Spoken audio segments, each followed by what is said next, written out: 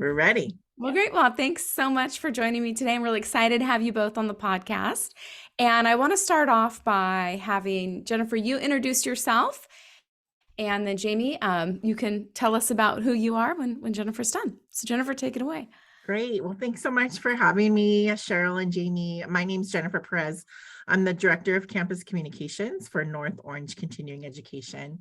We are a non-credit entity. We are a freestanding non-credit school. We are only one of two in the whole state of California. The other is San Diego College of Continuing Education. And so we have our own governance structure. We have our own executive branch. For example, we have our own president, et cetera. And so we are a little bit unique. We're within the North Orange County Community College District, which also includes Cypress College and Fullerton College as a credit. We call them our credit sisters. And so, but we serve about 29,000 students each year, ranging from preschoolers to seniors. We have 3 different campus locations in Anaheim, Cypress, and Fullerton. And then we also, one other thing that makes us unique is we offer classes right in the community, right where people may need us. So we offer classes at over 100 community-based locations in partnership with K-12 schools, churches, community centers, nonprofits, skilled nursing facilities, rehab centers, et cetera. And so our programs are accredited through the Western Association of Schools and Colleges. And then as part of the California Community College System, all of our courses are approved by the state of California. We offer all kinds of different programs, on-credit programs to enhance basic skills, gain employable skills, prepare for credit, provide self-sufficiency. So for example, we have adult basic skills, so high school diploma, GED preparation, English as a second language, U.S. citizenship, parenting. We have a huge older adults program, which we call our emeritus program. And then we have a very large short-term vocational program, certificates, workforce prep. And then we have a model program for our adults with disabilities. So we really do serve our whole community with a variety of programs and services. Great. And I just absolutely love working with non-credit programs because I think that at their very heart, they're what community colleges are all about, right? Yeah. They serve the community. And like you said, you are offering classes from everybody from preschoolers to senior citizens. And it's pretty amazing the breadth of programs and the amount of students you have, 29,000. Yes. It's incredible. You're like, fluctuates here and there, but yeah, we average about that. And yeah, we love to say that we meet our students right where they're at. And so, because a lot of people ask us, why would I go to a non-credit school? Like what, I don't get a degree, but really we're helping students, accomplish goals that they may not be able to accomplish otherwise, that will help them to get back into their communities, in a more productive way, to feel, valuable for bringing their family up through poverty, out of poverty and into a better standard of living. And so it's just very rewarding to help people in a wide variety of programs and services. great. And we had the opportunity to work with you on a really special project, which we're going to talk about. But before we do that, I wanted to have Jamie introduce herself because she played such a big role in this project as well, and is helping you with some of the marketing initiatives at NOCE. So Jamie, introduce yourself and tell us about your background.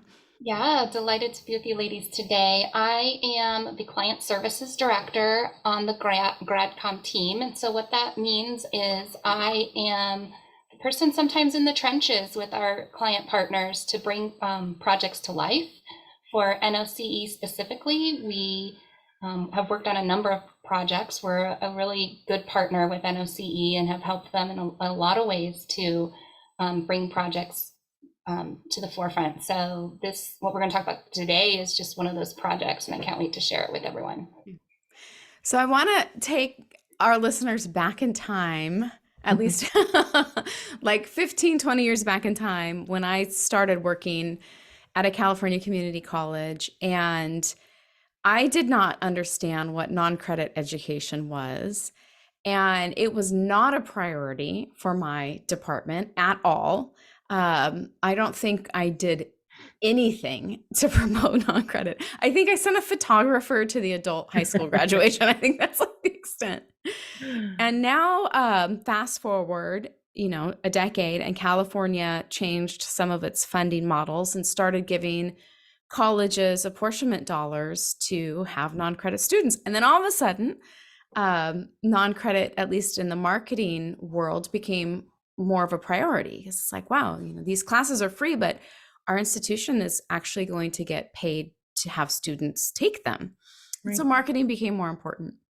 And Jennifer, I know your institution's a little different because all you do is market non-credit. Right. But before we jump into the project, I wanted to see if you had seen a shift in the importance of marketing non-credit at all over the last decade or so, what your experience with that's been. Yeah, I think the benefit of non-credit is that, again, like we can meet the community, right? We can adjust quickly and react quickly and offer community needs in a quicker amount of, okay, I'm not saying this very well. That's fine. I'm trying to say something about like a credit, it takes longer, but Yes. for non-credit, it's quicker. And so we can adapt. I guess you can say something about we can adapt to the community needs more better. Okay. All right. How do we want to re-say that? I'm sorry. Do you want to start over? No, you just start over with what you want to say. We'll Okay. cut that out.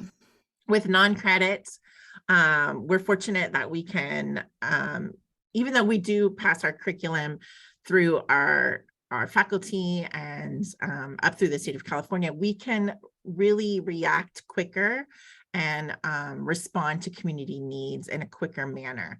And so I feel like we can meet the community right where they are. And so the importance of non-credit has grown. In addition, the funding model, yes, has changed a bit. And so whereas non-credit apportionment classes were funded at a lower level, some of those classes still are, but many of them now are funded at a higher level. We call those career development and college preparation courses. And so there's an incentive now to offer those types of classes. And so some of those, for example, are like our career technical education classes, which they're all important. All non-credit classes are important, but those are really important to our workforce community and our students that really need to get in and get out, from anywhere from a 6-month period to 1 or 2 years of completing a certificate where they can then go out and start to earn a livable wage right away.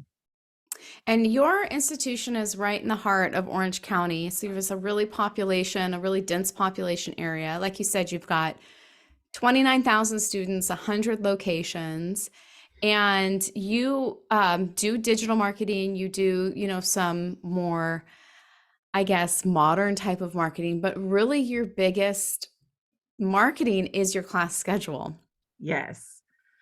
So our research through our application process, we've been able to, since the beginning of time, we've noticed that anecdotally that our class schedule was important. However, our recent research over the last several years has made that example for us. And so what we find in the data is that our number one reason for coming to NOCE is actually a referral by a family or friend. And so that's our highest marketing tool there. But our second marketing tool, most effective tool, is our class schedule and our printed class schedule. And so we've always printed a class schedule. We used to have 4 terms. Now we have 3 semesters, actually 2 semesters and a summer term, because we have 18 weeks semesters. However, let's see, I lost my tangent, what I was saying. So class schedule. Class schedule is your number 2 recruitment tool. So class schedule is our number 2 recruitment tool. We mail out 375,000 schedules each time we send it out. So each semester. So that's 3 times a year. Those are to So our it's like a million. It's yeah, like a it's a lot. million, a million class schedules. True. So that's to all of the North Orange County Community College District residents. And then in addition, we also print an additional 15,000 boxed copies, or copies that we box. And those copies then go to our 3 centers. We mail them out to all of our community partners and to all the locations where we host classes. And then we also utilize those copies for when we do community outreach, when we do like tabling events and things of that nature. So yes, our schedule we found too, like during the pandemic, we learned, obviously we had to pivot right in March, and that was right when we were building our spring schedule. And so we obviously didn't send a schedule at that time. And so what we found is that, of course, our enrollment dipped. I mean, of course, our enrollment dipped for a variety of reasons, right? It was the pandemic, but people were like, where is that schedule? I want it. They want to hold it. They want to put it in their purse. They want to look through it and leaf through it. You know, we find that with community colleges, credit colleges, you know for sure, like, okay, I want to major in business. I know where to go and where to find that information. A lot of times Google search, right? But if you want to learn about English or maybe some parenting classes, maybe you didn't even know we offered parenting classes. That would be something that you would, if you get it in the mail and you see it and it's attractive and you see their smiling faces and people being successful and, hearing of the stories of our students, achieving their goals, then you might be more willing to, register. And so we find that that's what brings a lot of our students in. I think that's interesting because I think there is a psychology behind credit versus non-credit class schedule mailings. And I get asked this a lot. Should we still be mailing our credit class schedule? And for credit side, you're right, it's college. I mean, people generally who are going to go to college know that college starts twice a year with the summer semester. And there's certain majors you take and you have to go see a counselor, and like people kind of have that figured out. So getting this like huge 100-page schedule that has every section of English 100 is kind of a waste. But with non-credit, anybody can take these classes and they're free and they don't necessarily know that they even exist. Yes. In fact, I had a focus group with Maricosta College ESL students last year. And one of the students said during the focus group, she was from Latin America. And she said, in my country, only rich people go to college. Nobody goes, no, you have to be rich to go to college. And there's no such thing as free. There's no free college. Like she didn't even know free English classes were a possibility. Like it wasn't anything she was even in her mind in any way. So she needed something to say like, hey, this is here for you. It's free. Mm-hmm. Like, yeah. So very different, I think. And I think it's such an interesting and important tool. And yeah, that's what brings that question a lot. Sorry to interrupt. No. Like, really, they're free? Why are they free? And so we do, we kind of have gone back and forth because we know free is attractive. Free can also be negative though, because free can also mean low quality. And so we're really strategic about how we utilize the word free and which populations really gravitate and like appreciate the word free versus which ones don't. And so a lot of times we interchange that with tuition free, which may not seem like a little thing, but in marketing, it is a big deal. And then we also go the extra mile and we explain that, no, there is a cost. So these courses are being funded through your state tax dollars. And so there is an investment here and you're actually paying for this investment. So you might as well utilize it, right? So we try to share that information every time we go out and we get questions about why is it free? Oh my gosh, Jennifer, that's so funny because I did a presentation in November at the Community College League of California with Maricosta about our non-credit work. And they are heavily utilizing free, especially for ESL. And we had this board member, I don't remember what, he is a trustee from another district. And he was in the front and he raised his hand and he goes, nothing in life is free. There's no such thing as a free lunch. And I was It's like, true, well, it is yeah. free. It's free for the students. He's like, it's not free for me. I pay my taxes. And Exactly. That is true. And then we have to say, and we have to, we have to break even. So we have to say, your payment is attending class. So Yeah. we have to meet those minimum like attendance. Yeah. And so we do have a little bit of an uphill battle in trying to explain that, because sometimes free also is like, I can miss a class. And so we really try to empower our students as to why they need to attend, and the benefits of achieving your goals. And the more you come, the faster you're going to complete your goals, etc. Yeah, that's true. Because when you do have like skin in the game, like when you have to pay something, it does make you want to stick it out a little bit more to get your money's worth, right? Right. So we want to show them the benefits and what they're going to get, the outcomes of their time. And that actually is a great segue into this project, because I'm going to ask Jamie to chime in here. You came to us and you had been developing, this class schedule is really important. It is a great resource. It lists your courses, but it didn't have any marketing in it. It didn't show the value. It didn't have testimonials. So it was just a resource booklet and not necessarily a marketing piece. So you had come to us to see if we could help elevate it. And so I wanted I had asked Jamie to come and help manage a project. So I wanted to have Jamie chime in here and fill us in on what you thought when you first saw the class schedule, what you thought about this project.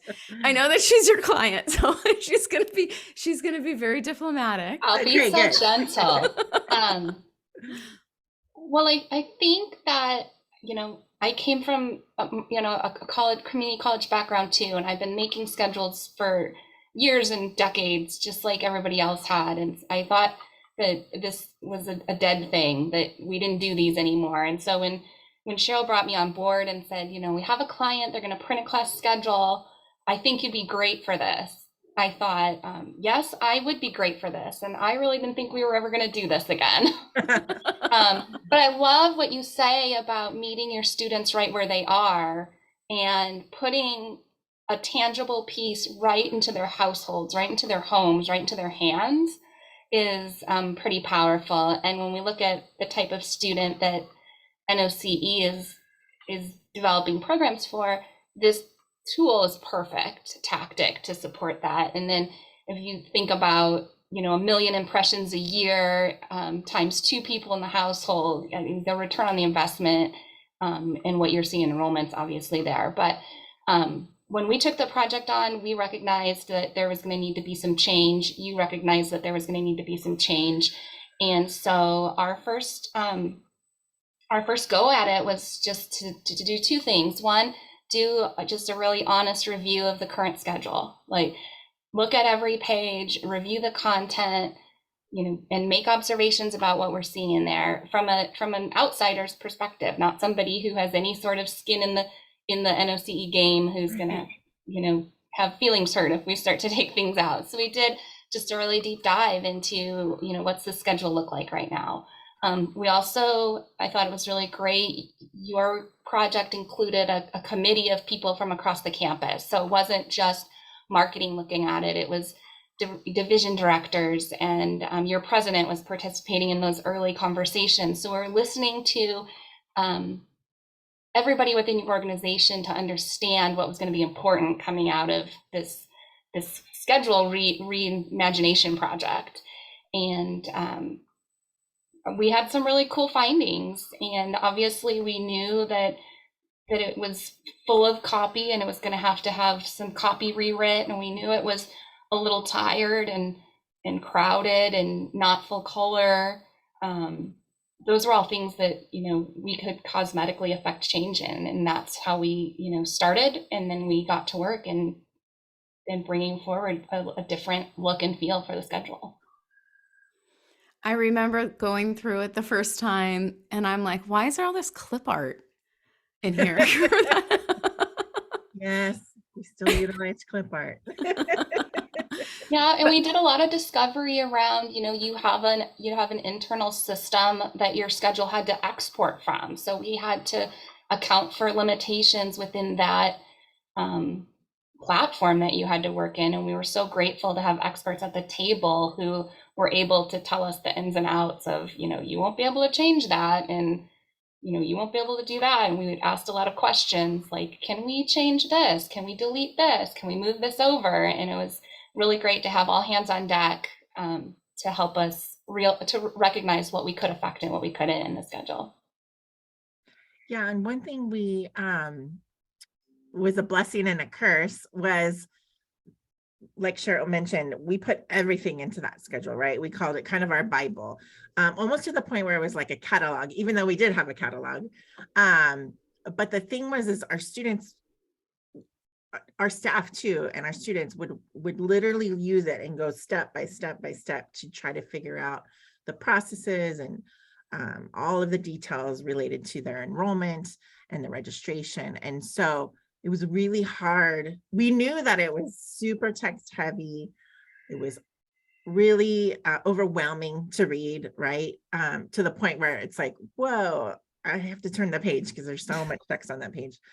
But at the same time, every line in there was purposeful because we knew that our students are low English, learners.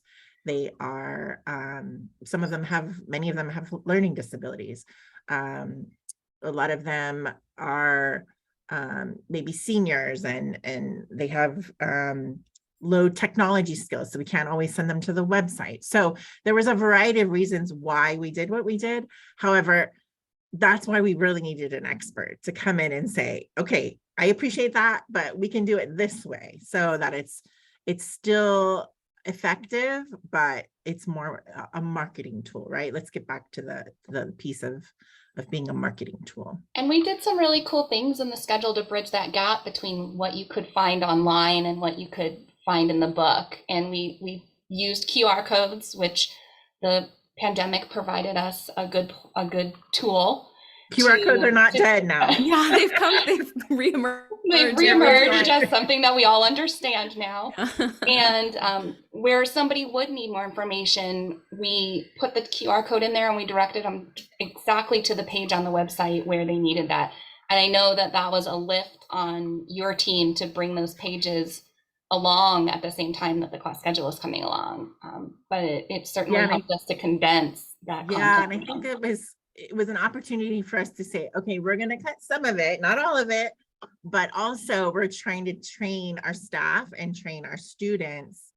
Okay, it's still there, but it's just in a different place. So let's get the basics here in our schedule, but then let's go to our website, which would really have been, in the pandemic, really helped us to solidify our website as our central information hub. And then from there, so all of the information is there. And then from there, we can do our class schedule, we can do our social media, our digital media ads, etc., posters, flyers, and whatever. But at least the website is where everyone can come and have it be the most updated and centralized point of information. And you were really lucky you had done a website project and your website turned out beautiful. Yes, and it's very functional and it's easy to use. So yes, we launched a website right when the pandemic happened. That was great. Right in the middle of the pandemic. But that's okay. It was good. We pushed through and we got that done. Yes. Yeah, and you got it done. And so that was a great way to blend to make the publication a little bit more digital. Yes. A little bit more user friendly. So I'll put into the show notes a link to your class schedule so those people who want to see it can pull it up. But what were some of the most popular changes, or what have you heard the best feedback on of what has been changed? Can I tell a little story? I have one right away. Well, I'm sorry, Jamie. Can I jump in and tell a little story? Yes, I have please. one right away. Tell us. So we gather all of our recommendations and we present to NOCE this beautiful concept of full color, big spreads for each department and division to have its own dedicated color and big page introduction. And we didn't know if they would be able to even go this route, if there would even be budget available. And when the team saw this vibrant, modern magazine style schedule, I remember the group saying it has to be in color. Like we have to produce this in color. And so it was such a great coup to hear resounding like, yes, let's make that investment in full color. Let's not do this in one color and black and white again. And so that was probably one of the biggest wins for this project is you have just, it's a beautiful full color magazine style piece. Yeah, that I would agree. That was huge. And because our programs are so unique and so different, ESL versus emeritus versus parenting, sometimes things would get lost in there because we offered so many things for so many different populations. And so now we have them brilliantly color coded, right? So all of ESL is green and all of emeritus is blue and all of parenting is pink or whatever. So that was really exciting because it's real easy to see, oh, you have a whole variety of different types of options here. We just printed our spring schedule. So we had iteration number 2, yay. And so this time we added basically like a header at the top of that color. So the word English as a second language at the top. So now it's even easier like to just kind of fan through it and you can see the title right there. But so yeah, we're making a little bit of and you're saving time. I know I asked Jennifer, like, you just did a second one. Did our template that we provided you save you time this time? Yes, and she said, oh my gosh, it was so much easier to put the schedule together this time. We had a few hiccups the first go around with our printer and just kind of making sure that we're all speaking the same language. But once we got all those details down, yeah, it went so smooth. And that was part of it. I think, yeah, Jamie mentioned we were utilizing Word and a really sort of homegrown system to extract the information from Banner. And so that was a lot of the, no, we can't do that because we have to use the system.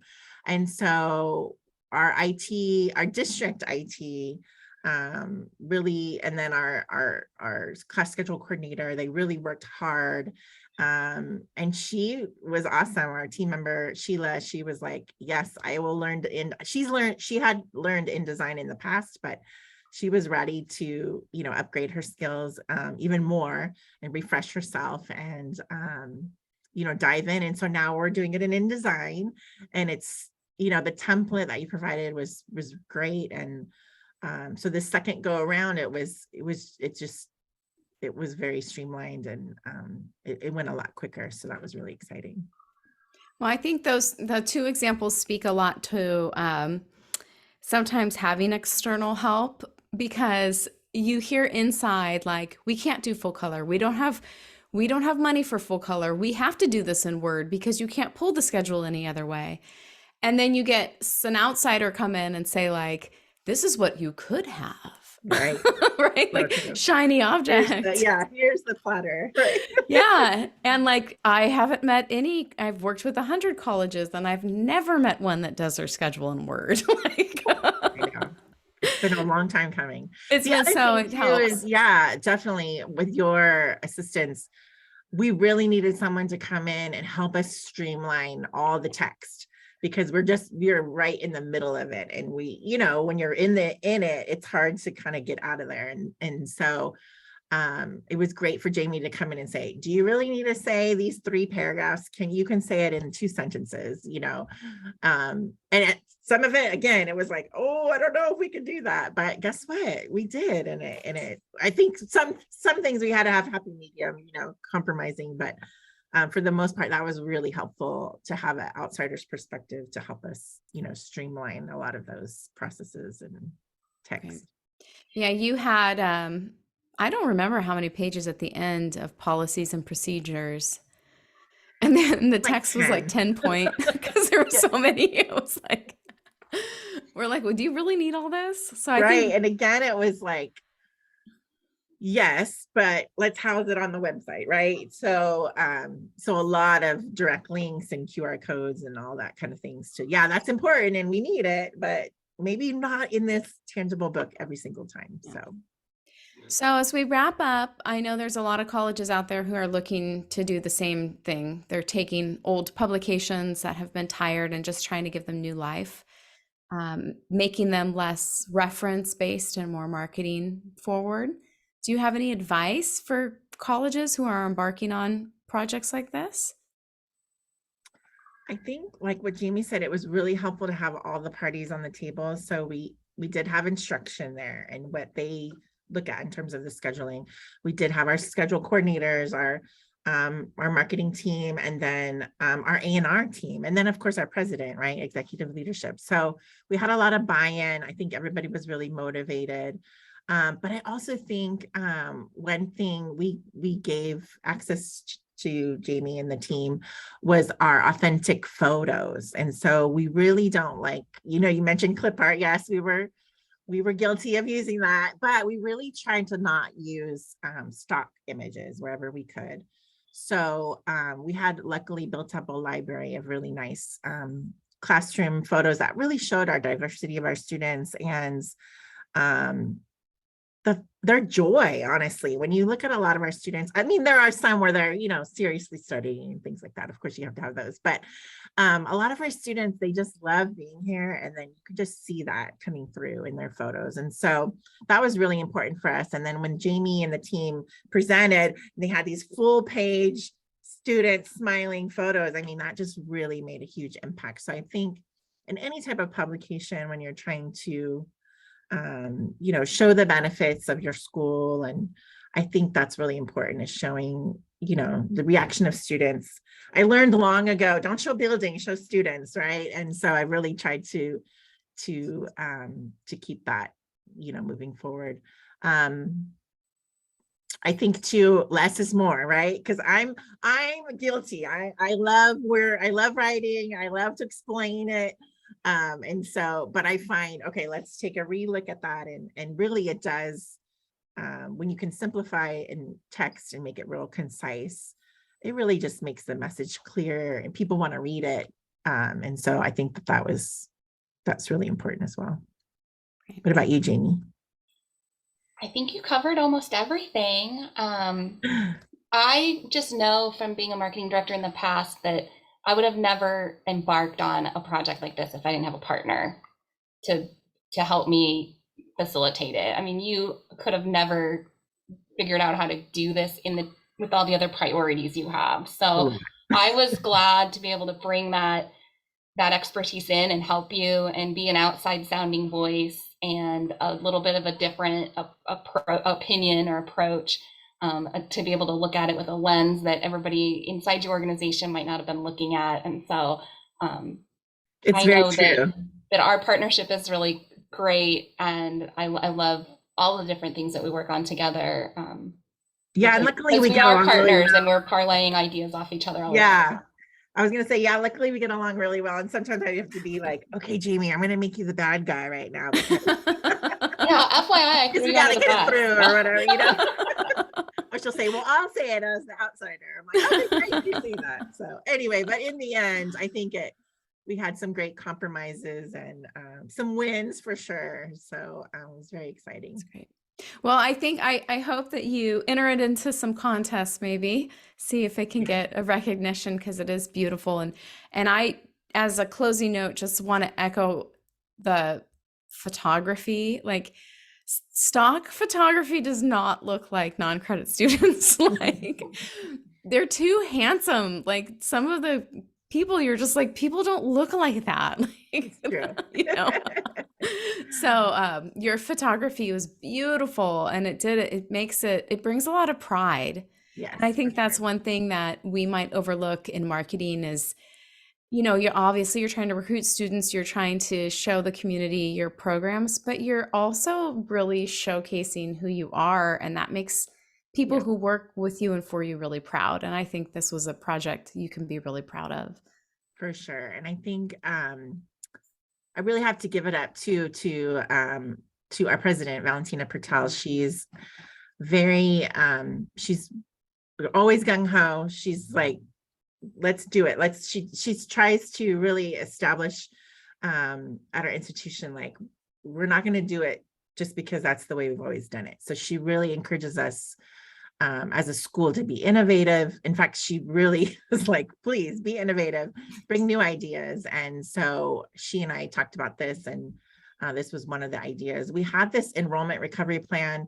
One thing we didn't talk about is that as of August of 2022, as we're starting to emerge from the pandemic, we were down 43% in our enrollment over the prior year. So when we were deep in the pandemic.